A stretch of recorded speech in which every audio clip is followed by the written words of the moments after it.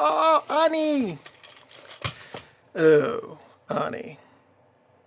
Hello everybody, and welcome to my video on the Anny 44. I actually don't know if it's Anny or Annie. I'm calling it Anny because that's going to let me make fun of a whole bunch of terrible Star Wars dialogue in this video.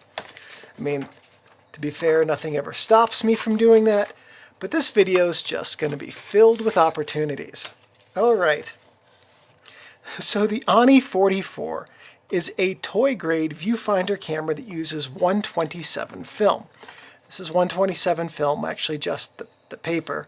Compared to standard 35mm film, it's just a little bit larger, but the overall image area on this is significantly larger. It takes 4cm by 4cm images, compared to 35mm, which is 2.4 by 3.6 centimeters. The Anny 44 has no light meter. It has a guillotine shutter, and a leaf shutter leaves it open like this and closed. A guillotine shutter tends to have one blade that opens and then another that closes and they come back in, or one that opens and then one that closes and then they reset. I think this is the latter of that style. It has a shutter speed of approximately 1/45 of a second only. There is no variability in the shutter speed except for what's built into the spring mechanism and how variable it is. I did test this with my light meter shutter speed tester rather, and it was a little bit all over the board, but 1/45 is a good approximation. And it has a flash sync that syncs at the one shutter speed that it has to offer. This was solidly a toy-grade camera. It was, Hoei Industrial made cameras off and on. None of them are like super great, or I should say none of them have super great reputations. That's the most accurate thing to say. But this one especially is up there. That's supposed to be here. The Anny 44 has a single meniscus lens, a single glass, maybe plastic, maybe glass, not sure which, meniscus element in front of the shutter. And that's very similar to box cameras, although box cameras as far back as the 30s had cemented cell achromats. So this is actually, even though this was a much later camera, had a much lower end lens than box cameras did. It does have some interesting features given that it's a toy-grade camera, such as a shutter lock. So if you see that red window, the shutter is locked. It also has a flash PC port here and a cold shoe mount so that you could put an actual flash in here and connect it to the PC port. We'll talk about that a little bit more later in this video. And it had an aperture range from f8 up here to f22 down there, and the aperture is an actual rotating aperture, iris aperture. It's not a Waterhouse aperture, so you have stepless stops in between those different aperture settings. And in addition, unlike some of the other toy grade cameras we've seen, there's no mask in front of this aperture, meaning that it is legitimately if they're saying it's an f8, we can assume it's actually an f8. And the one that we did the other night, I'm blanking on the name of, or the one that I recorded the other night, I don't even know which order I'm going to upload these yet, had a little mask in front of it, and so you couldn't even see the aperture until after it was at f11. So, at any rate, the image quality on this camera truly lacks due to the lens. And, boy. You want to see what some photos from this camera look like? Here you go. We'll take a look at them right now. The Anny 44 was also sold as the Kalimar 44 and the Colt 44. This should not be confused with the Colt 44 pistol, nor with the Colt 45 beer, which is, I am certain, though I haven't ever personally tried it, I'm certain that it is an amazing and high quality beverage. and also should not be confused with the song Colt 44, which I've never heard, but when I searched for other things named Colt 44, it came up in the search results. This camera was made by Hoei in Japan in 1959 only, insofar as I could tell, although it is also possible that the production lasted beyond that. Old cameras like these Hoeis that don't have a huge following also don't have much information that's easily available to find or potentially available anywhere at this point anymore, so I couldn't find out when these went out of production. It was preceded by Probably Nothing. It was concurrent with, again, Probably Nothing, and it was followed by Probably Nothing. And like I said, Hoei isn't one of those cameras that has a great deal of publicly available historic information, but it does seem like they kind of would make a camera and then not make any, and I think they had other stuff they were doing, so it just seemed like something they did once in a while. Maybe an executive wanted a new camera and it was like, oh, let's make one. It'd be fun to have with my company's name on it. I don't know. There's just not a whole lot of information, at least not in English, that I could find about Hoei. Fun fact about this camera: it does not have the high ground. Let's see. If you have your Hoei I worked that in so smoothly. That transition was seamless. I don't care what anyone says. All right. If you have your Anny 44, let's go over the features. This is the most professional video I've ever made. All right. If you have your Anny 44, let's go over the features. Now, there are no strap lugs on it because it had that legitimately decent leather case that it came with that had a carry strap on it. I mean, it is honestly actual leather, and it's not like one that just happens to fit it. It says Anny on the front of it. So oftentimes the toy grade cameras would come with like this cardstock sort of case that was kind of glued together, but this is actually like, it's a pretty decent case. I don't really care for cases very often. That one's well made. At any rate, so no strap lugs because of that. But up here we have this screw, which, insofar as I can tell, does nothing at all. Maybe part of holding the camera together.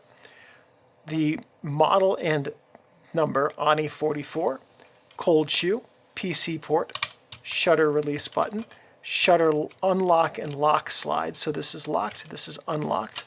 There we go. Film advance knob. As you might be able to hear, the film advance knob actually has a ratchet and click stop mechanism in it to prevent film from being pulled back across the camera and causing double exposures. It is I mean, like, there's a lot of things that are going right with this camera. Just not the lens. On the front of the camera, here we have the shutter lock window. So if you're locked, it's red. If you're unlocked, it's black. Make and model again. Viewfinder window. Lens. Here we have the aperture adjustment dial. I think that's it on the lens. That is. On this side, we have the film back release, and we'll see more about what's inside of the camera in just a moment. On the back of the camera, we have the viewfinder window. This is what you would look through when you're sighting up your images. And here is the red window that you would use to count your frames as you're advancing your film. Tripod socket. Okay, so inside the camera here we have the film cassette chamber. This is where the new film is going to go.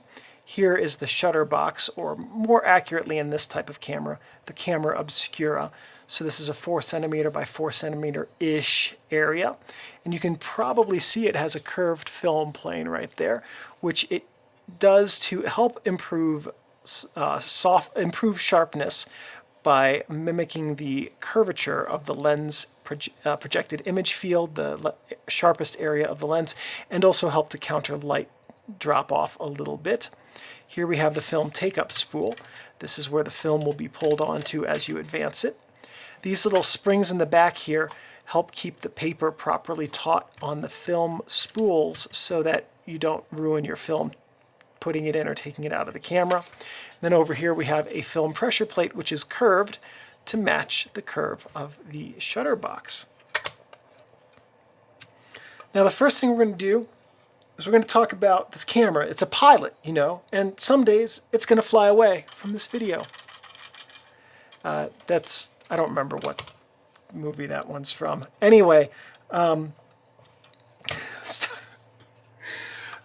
God, I better release this on May 4th. First thing we're going to do is change the film. We're going to load film in this camera. So to do that, you need to pull up on this film back release and open up the film back. Now you're going to grab your roll of 127 film, which will look a little something like this. And we're going to, this bottom part here is got a spring in it. So to load the film, you hold the film like this and you push it into that little holding area and slide it into place up here in the top. There we go. That actually worked decently well. Pull out a bit of a leader. We're going to fit the front of the leader through here. Ignore the fact that this says exposed. I forgot to rewind it to be the correct way around before this video. The process is the same if you do this correctly, by the way. So when you're loading 127 normally, you would come to a couple of arrows or a symbol, right? And at the beginning of the film, it would be some sort of symbol. At that point, when that symbol lines up here, you close the film back. And now we're going to start advancing. And you're going to look through the red window here for the numbers to start appearing. Usually there'll be something like 3 dots or 3 blocks followed by a number. This time, since we're going backwards, because I goofed on not rewinding this, we'll just see the number 12 eventually. Or the number 10. I don't remember how high this goes. I can never remember how many 4x4 shots are on a roll of 127 until it's done. I'm like, oh, I don't have any more? Oops. Have somehow managed to pass through the entire roll. Oh, they're upside down. That's why I didn't see any. Okay, see this number 1 right? All right, see this number 1 right here? If this had been loaded correctly, you'd see the arrows at the start, and then you'd see ectochrome through the red window, followed by the number 1. And basically you'd see the number 1 and the number 2, and you would just advance the film until you saw the 1 and the 2, and then get through the whole thing. And as I always mentioned, film is one and done. So if you open up your film back when your film is like this, everything that is in this general area will be ruined. Film with a paper back has a little bit more tolerance to the film back being opened, in that only this amount of film would really be ruined. Anything beyond it that's still wrapped in paper would just be fogged, but probably still a little bit usable. So, but when you advance the film, it goes from this spool over here to this spool over here. It just gets taken up that way. And then when you're done with the film, it will finish rolling through the camera. There we go, just like that. And then after you've finished that roll of film, you would take it out in basically the same way as you put the other one in. Come on. I'm going to grab this, that might help. Nope, I am just weak. There we go, I got it. Okay, you actually don't really want to pull on this leader if you do it that way, because it's a really good way to start unwinding your film, which likely won't ruin it, but could fog a frame or two. Okay, so now you've got your film, you've pulled it out. You take this spool over here, you pull it out of the spool area, and then you put it into this side, and you're good to go. And you can either load up your next roll of film, or just close it up and be finished shooting for the day. Now, 127 film, not the easiest thing to come by anymore. And it's pretty expensive, which is why this camera's image quality is kind of an issue for like people who take their film dollars quickly, because this camera, it killed them. It killed them all. Every single one of the photos it took is dead. Not just the photos of the men, but the photos of the women and the children too. I promise I only have like 1 or 2 more of those written down. Don't worry. So At any rate, if you're going to use 127 film, you can still get it. You have a few options. You can buy it from Ezox, and then there's somebody on eBay as of this video's release who's hand cutting them himself and respooling them. There's also another company I'm blanking on the name of, like Vintage Film something or another. I've seen them on Freestyle. They sell it. I tend to just buy up old 127 film, and if you are careful when you hand spool the film yourself, if I'll reuse the film if it's usable, or just reuse the paper if it's not. And if you're careful when you hand respool the film, this sort of nonsense down here won't happen. This one got loaded a little bit crooked into one of my cameras, and it chewed up the heck out of it, which was too bad because this old Ektachrome film backing paper is really, really good stuff. If it doesn't get chewed up, you can use it over and over again because it is very, very light proof. And if you're going to do that, you can get the backing papers, and then what you want to do is respool it yourself. And that's easy to do. There's a guy on Etsy and maybe a couple of other marketplaces who sells 120 to 127 film slitters. I have one of those. It's in another room. I'm not going to go grab it right now. But basically in the dark, you would take a roll of 120 film and run it through the slitter, and then you could either retape it to this 127 backing paper, or you could just leave it on the 120 backing paper, respool it onto a 127 cassette, and then with this camera, that's not a good idea. But with like a Yashica 44 or something that has an auto load system, all you have to do is take it up to the first frame and you're set. You can just let it go from there. With this camera, because the numbering on 120 and 127 backing paper is different, you won't get proper spacing, or I might not even see any numbers in this red window using 120 backing paper. In fact, I think you don't, because I accidentally did that once with this camera. So with this camera, because you are using the red window to count with, it is easiest to get 127 backing paper either in the form of new film from Ezox or from some new old stock 127 that you can pick up on eBay. So the next thing let's talk about is how to use a flash on this camera. Now, the only way to connect the flash is through this PC port up here. So you will need a flash that takes a cable. This is what a PC cable looks like, and it just plugs in. Just plugs in just like that. So the cable plugs into the port, and then this plugs into the flash.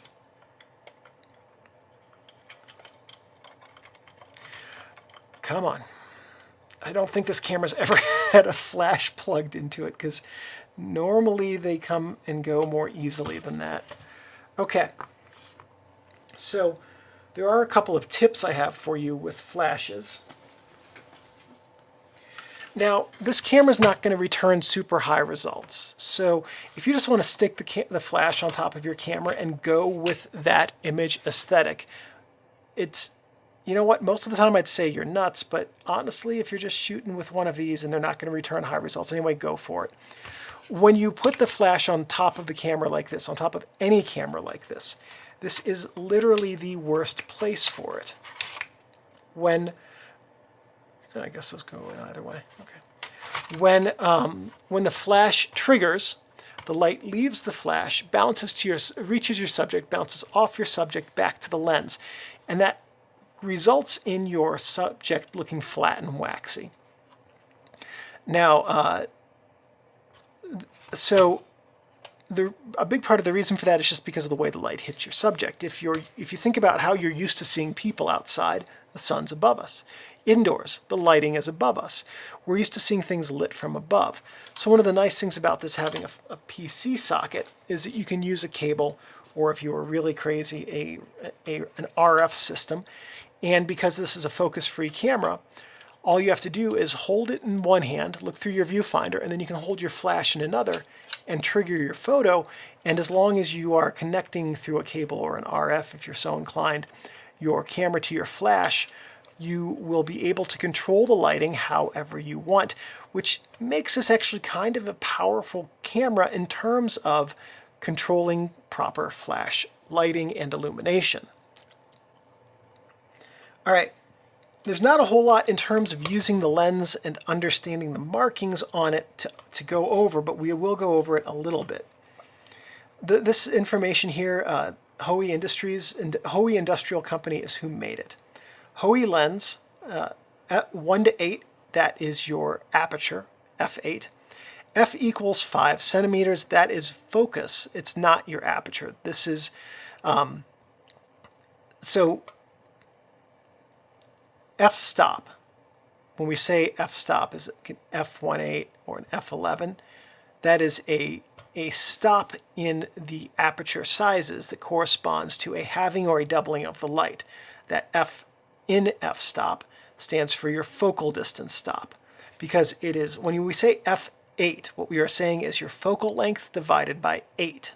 So an aperture of 8 in a 5 centimeter camera is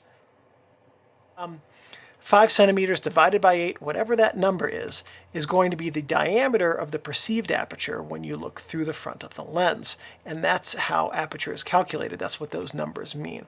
And we also know that this lens is older than the 60s because it's written in centimeters and not millimeters.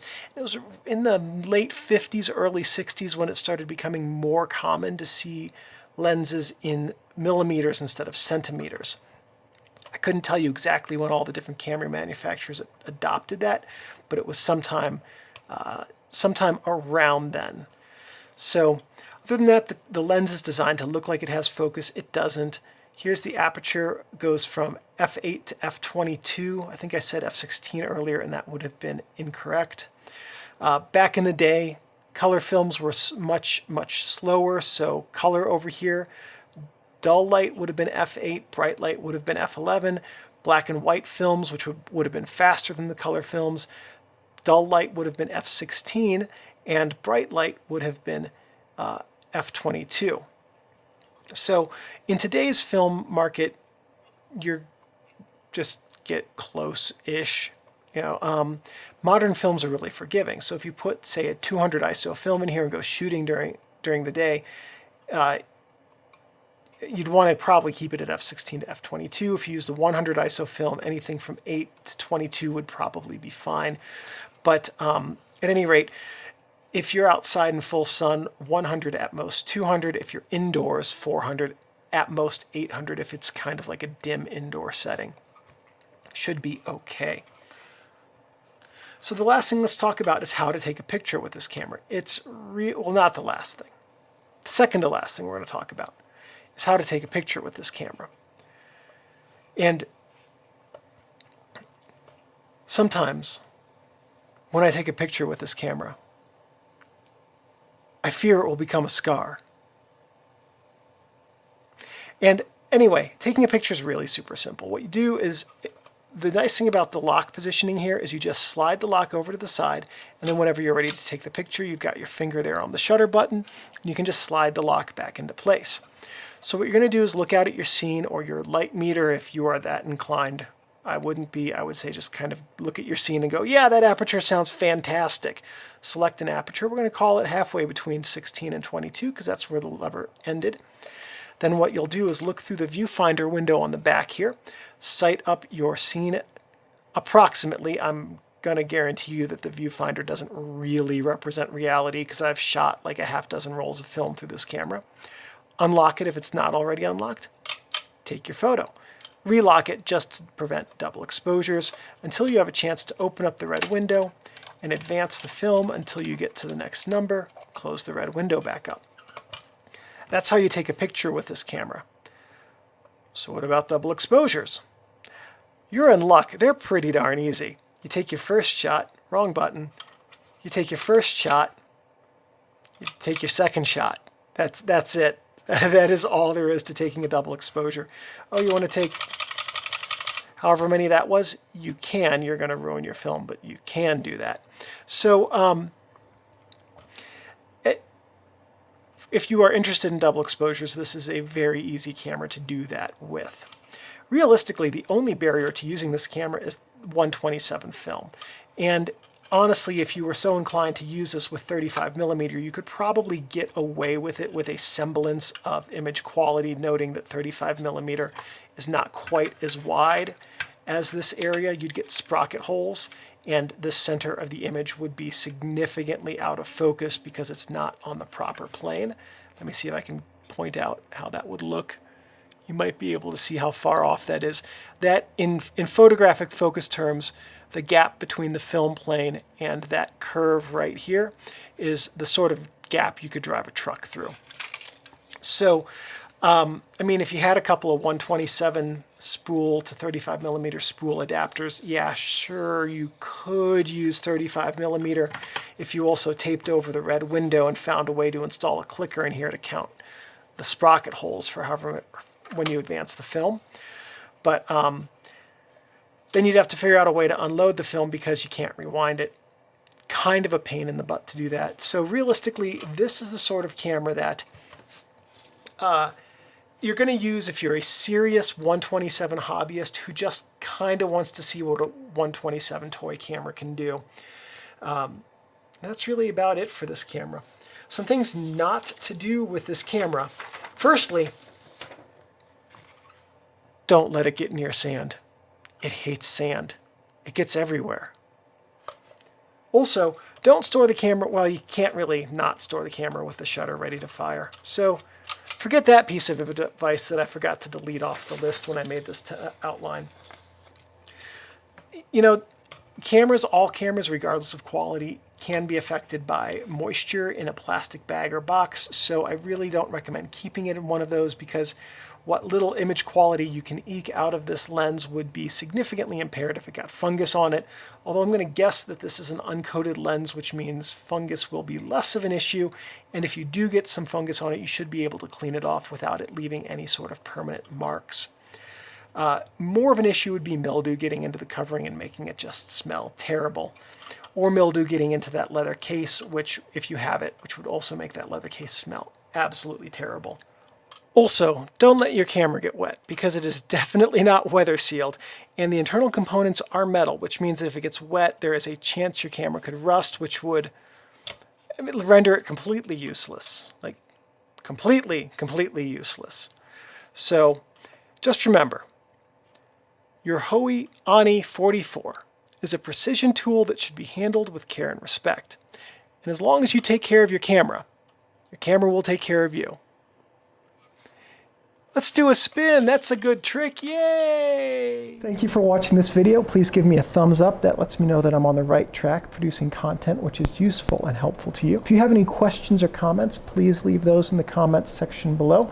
I'm pretty good about checking these every couple of days and answering questions. If you have any suggestions or ideas for future videos, and if I have the technical know-how and equipment, I'm more than happy to make those. One last thing. Thank you everyone for watching, and I'll see you in the next video. I gotta get up, Steinbeck. I have to turn off the camera.